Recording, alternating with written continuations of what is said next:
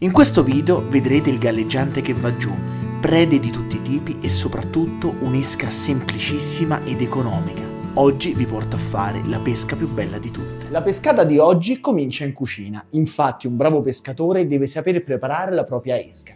E oggi lo faremo spendendo pochissimo e poi soprattutto un'esca fresca è sempre micidiale. Per farlo abbiamo bisogno di pochissimi ingredienti: pancarré, formaggio grattugiato, va bene sia parmigiano che pecorino, uno spicchietto d'aglio e poi acqua oppure latte. Se l'avete potete aggiungere della pasta d'acciughe. Il procedimento è semplicissimo. Per prima cosa andiamo a togliere la crosta dal pancarré. In questo caso la possiamo mettere da parte e utilizzarla come pastura. Prendiamo quindi il cuore del pane e lo andiamo a mescolare con un po' d'acqua in modo da creare un impasto che cominci a diventare piano piano sempre più omogeneo, come la pasta un po' per la pizza o per il pane. A sto punto aggiungiamo il formaggio, mescoliamo amalgamandolo bene e poi ci grattugiamo lo spicchiettino dell'aglio. Sarà molto importante perché ai cefali e agli altri pesci piace molto l'odore chimico che l'aglio diffonde nell'acqua. Stessa cosa per la pasta d'acciughe. Quando sarà pronto aggiungiamo un goccino d'olio e poi lasciamo tutto riposare nella pellicola. La pasta sarà già pronta, ma possiamo lasciarla in frigo o congelarla in freezer. Praticamente con un paio d'euro, 3 euro, abbiamo fatto un'ottima esca, addirittura un'esca che ci basterà per 3 o 4 pescate e una pallina di pastura che potremo integrare con la pastura più commerciale che vendono nei negozi di pesca. Per conservarla utilizzo la pellicola trasparente e ne verterò metà in frigo o addirittura in freezer se volessi riutilizzarla. Questa invece la uso subito. Ovviamente se volete personalizzarla o avete dei consigli per farlo scrivetelo pure nei commenti. Ma ora andiamo a pescare. Eccoci qua, è un pomeriggio d'estate e questa pesca è meravigliosa farla proprio in queste condizioni.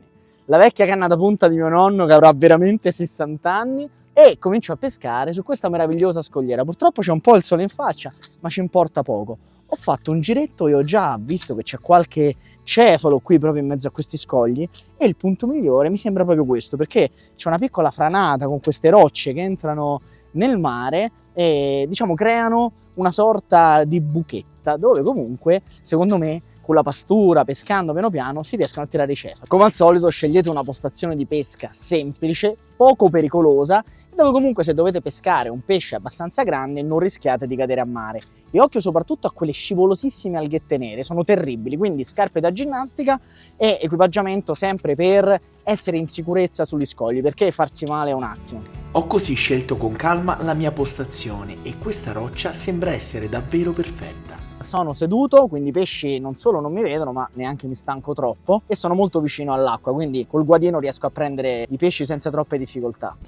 E nel secchio cosa mi sono portato? Ovviamente il pane e formaggio che avevo preparato a casa, uno straccetto che è fondamentale, se no facciamo un casino, e 2 montature, una per il mare un pochino più mosso con le onde, galleggiante a sfera, e una con un galleggiante di questo tipo. Utilizzerò questo perché si vedono meglio le mangiate, a me piace anche molto. Dopodiché è fondamentale avere un paio di forbicette. Io ho queste della Leatherman che sono eccezionali, vedete si aprono e si crea una forbice con tutti gli accessori, poi ve lo faccio vedere meglio, dei fili di ricambio. Gli ami io sto utilizzando questi che mi piacciono molto, una pinza di ricambio, anche questa poi ve la faccio vedere, e i finali, io vedete li preparo già in modo tale che non li devo andare poi a fare mentre pesco perché mi rompo le scatole. Un galleggiantino di ricambio dovesse succedere qualcosa e un piombo per sondare il fondale. Attacchiamo la lenza sul cimino della canna. La preparazione è semplicissima, in pochi secondi attacco la lenza al cimino della canna, scelgo un terminale, io ne preparo sempre un paio già pronti in modo che se succede qualcosa posso cambiarli e lo attacco alla girellina, in modo tale da poter scegliere il diametro del filo e la dimensione dell'amo in base anche alle condizioni del mare che ho trovato quel giorno. Stesso discorso vale per i pallini, di solito li preparo già a casa, ma in questo caso non sapevo che condizioni avrei trovato e preferisco tarare il galleggiante sul posto per essere sicuri che peschi perfettamente. Lo straccio ovviamente me lo metto qui sulle gambe perché sennò faremo un macello che non finisce più. Questo è diciamo l'esca principale e la posizioniamo qui sulla canna. Invece l'altra pallina fatta con le croste la utilizzo come pastura. Vi ricordo che è sempre più efficace la pastura che trovate in negozio, proprio perché ha un potere attirante ancora maggiore. Tuttavia, se avete pazienza, dopo una mezz'oretta i pesci dovrebbero arrivare lo stesso. Ecco, i cefali già ci sono. Prendo una piccola pallina di pastura e incapsulo l'amo in questo modo. Ve lo faccio vedere meglio, innescare il pane e formaggio è molto semplice, l'importante è creare una sorta di cilindro intorno al lamo in modo che questo sia nascosto perfettamente.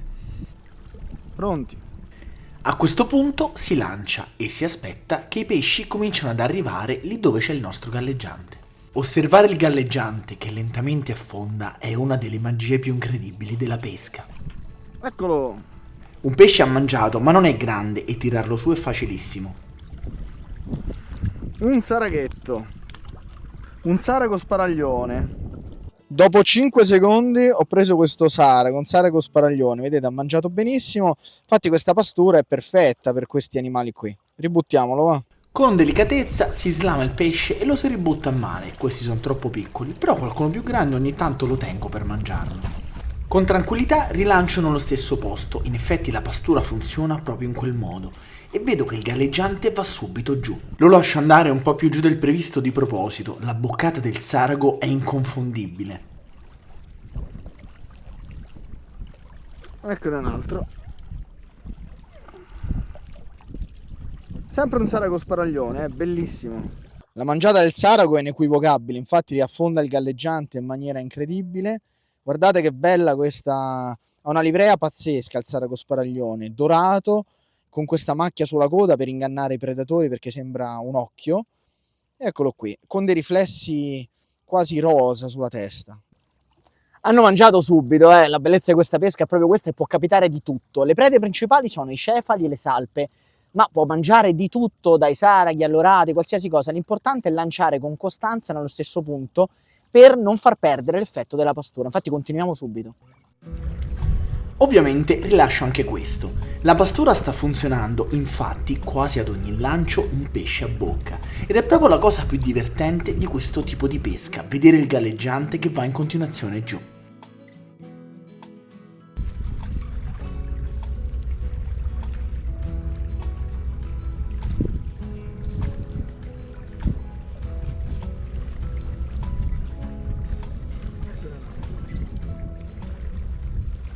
Questo invece è un piccolo sarago maggiore, vedete le strisce che gli coprono tutto il corpo con la macchia anche qui nera.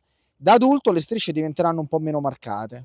Dopo aver ributtato il pesce incontro anche un caro amico che sta pescando a spinning. Non vi meravigliate se le prede di questo video sono tutte piccole, l'intento non è quello di far vedere dei mostri, bensì di far conoscere un tipo di pesca facile per tutti ma soprattutto divertentissimo. Ecco, sembra fatta apposta, ma sto pescando tutti i pesci diversi. Questa è una piccola occhiata. Anche qui vedete la colorazione di questo pesce fa sì che abbia questa macchia sulla coda con un'ombra bianca proprio per ingannare i predatori, per sembrare un occhio. Quindi nel banco sembra un pesce più grande ed è più difficile che venga attaccato. Ora la rilascio subito. La magia di questa pesca ve la voglio racchiudere in queste immagini. Vedete, si formano prima delle ondine sull'antenna del galleggiante, segno che probabilmente c'è un banco di cefali che sta mangiando l'esca, e poi piano piano va giù. Dovrei tirare su, ma vi sto facendo la ripresa. In realtà sembrava che i cefali fossero arrivati, però ad un tratto tutto si ferma e non mangia più nulla per circa una mezz'ora. Segno inequivocabile che qualche predatore è arrivato vicino alla nostra pastura e ha scacciato i pesci. Dopo un inizio strepitoso c'è stato uno stop totale sulle abboccate, dovuto probabilmente al fatto che i pesci serra abbiano cominciato a girare. Qui purtroppo è strapieno di questi benedetti pesci serra, infatti ho incontrato anche degli amici che li stanno andando a pescare e qui si è fermato tutto. Questa è una pesca che richiede tempo per poter avvicinare il pesce, basta però nel momento storto il predatore che arriva o qualcuno che spaventa e allora bisogna ricominciare da capo. Sto osservando questo granchietto da un sacco di tempo.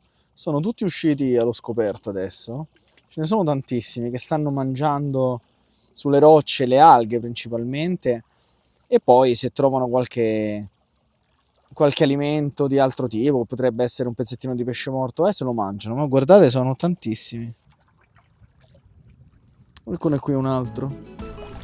Sicuro che ci siano i pesci serra in giro, abbasso il fondo del galleggiante e subito riesco a catturare qualche sargo. Segno che questi pesci stanno mangiando vicino al fondo, dove i predatori non riescono ad attaccarli.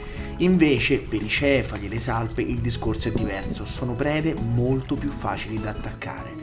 Ne approfitto per farvi qualche bella ripresa del galleggiante mentre va giù e mentre i pesci abboccano, ed è sempre un piacere vedere il galleggiante che va giù e questi pesciolini che attaccano, anche se sono piccoli. Bellissimo questo qui. E proprio mentre sto riprendendo il galleggiante qualcosa lo ferma. Potrebbe essere una roccia, ma mentre tento di tirare su in realtà mi accorgo che si tratta di un pesce, anche abbastanza grande. Con mia grandissima sorpresa si tratta di uno scorfano, una preda che non è consueta con questo tipo di esca, ma che comunque può sempre abboccare. A dimostrazione che anche i predatori, comunque, quando trovano un pasto facile, se lo vanno a mangiare. Con questo utilizzo il guadino perché il finale dello 0,12 sarebbe un po' troppo sottile per provare a tirarlo su di peso. Può accadere di tutto, lo scorfano è una dimostrazione. Straccio, sempre importante. Attenzione a come maneggiate lo scorfano, se non state attenti e vi punge saranno dolori. Come vedete ha mangiato benissimo, lui si appoggia al fondo e dove si mimetizza con le rocce, con le alghe, e questi sono le aculei molto velenosi che iniettano, diciamo, una tossina molto dolorosa che però non provoca danni nel lungo termine. Bellissimo, anche lui è stato ingannato, vedete come ha mangiato. Guardate che belle queste pinze, questo è un coltellino che diventa una pinza, utilissimo per questi pesci. Molto. Lo scorfano ha una spina dorsale Terribile. estremamente dolorosa e dovete stare molto attenti. Bellissimo. Non provoca dei danni permanenti al tessuto, tuttavia il dolore non è assolutamente piacevole. Anche questo lo ributtiamo. Ciao ragazzi. Avete visto, può davvero capitare di tutto. Purtroppo oggi non si sono visti assolutamente né i cefali né le salpe. Il motivo è che qui è pieno di pesci serra. In effetti all'inizio i cefali si stavano avvicinando alla pastura, poi sono completamente scomparsi, così come le occhiate e anche gli sparaglioni che prendevo più a mezz'acqua. Allora ho abbassato il fondo e ho cominciato a prendere solo pesci. Guardate, qui è proprio saltato il serra in questo istante. Questa è la macchia che ha lasciato, non sono riuscito a riprenderlo. E ovviamente in quest'acqua, diciamo, pescando sul fondo, i pesci sono più tranquilli perché riescono a difendersi dai predatori. E alla fine anche lo scorfano, che è una preda meravigliosa. Questa però è un tipo di pesca che è perfetto per i bambini, per cominciare, per le famiglie, ma anche per divertirsi, perché quando il galleggiante va giù non c'è cosa più bella. Ma ora cominciamo la pesca vera e propria, ma non con la canna. Vi faccio vedere una cosa. Questa scogliera purtroppo è piena di schifezze lasciate anche dai pescatori. Guardate che roba, bottiglie, cagate varie ed eventuali. E questo secondo me è inaccettabile, però mo facciamo qualcosa noi. Non lo faccio per sembrare il più figo del mondo, ma lo faccio perché ci tengo realmente. Odio pescare nei posti sporchi e soprattutto odio che gli animali che tanto amo possano andare a morire per colpa di un filo o di un pezzo di plastica buttato dall'uomo.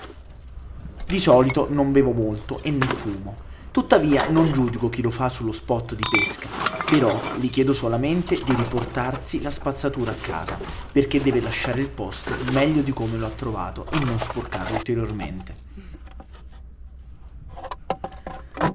Com'è possibile che vi portate la bottiglietta d'acqua e poi la buttate in mezzo agli scogli? Riutilizzatela oppure buttatela nella plastica. E com'è possibile che vi comprate un pacchetto di vermi e non siete capaci di riportarvi la scatolina nell'immondezza a casa? Così come l'avete portata al mare, non ci vuole nulla a riportarla a casa.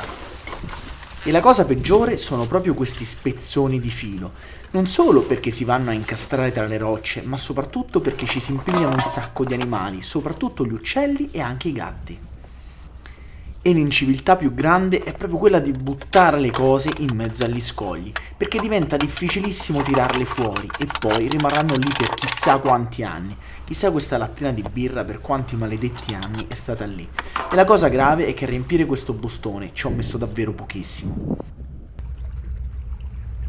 Purtroppo, con una mano fuori gioco, sono riuscita a raccogliere solamente una busta di mondezza, ma sono già quasi 3 kg di plastica. Ecco, la pesca più bella l'ho fatta adesso, ho raccolto una bustona, c'era di tutto, quindi i pescatori siamo veramente degli zozzi terribili e dobbiamo cambiare questa mentalità, perché non va bene. 3 chiletti di plastica, un po' di vetro assortito, ma il vetro non fa tanto danno, è più la plastica, il polistirolo, perché poi diventano tantissimi pezzettini, soprattutto il filo, quello non lo gettate mai. Ho raccolto la mia busta di mondezza qui che poi andrò a dividere, a buttare nella differenziata. Se lo faccio io lo possiamo fare tutti, e pezzo dopo pezzo si pulisce tutto quanto. Ora ragazzi vado, questa non è stata una pescata propriamente a cefali, pensavo fosse la preda di oggi, ma così non è stato, ma mi sono comunque divertito tantissimo. Tantissime mangiate, il galleggiante che andava giù e poi abbiamo dato il nostro piccolo contributo al mare. E anche voi seguendo questi video aiutate comunque un pochino il mare, perché io lo farò sempre, perché secondo me è molto importante questa cosa, quindi siete voi che mi date lo sprone per farlo sempre di più. La prossima volta però andiamo a fare un video proprio dedicato ai cefali e poi faremo la stessa pesca anche in scogliere naturali per farvi vedere che poi le varietà di specie aumentano veramente in maniera esponenziale. Se il video vi è piaciuto, mi raccomando, mettete un like e iscrivetevi al canale se non lo siete. Ciao ragazzi!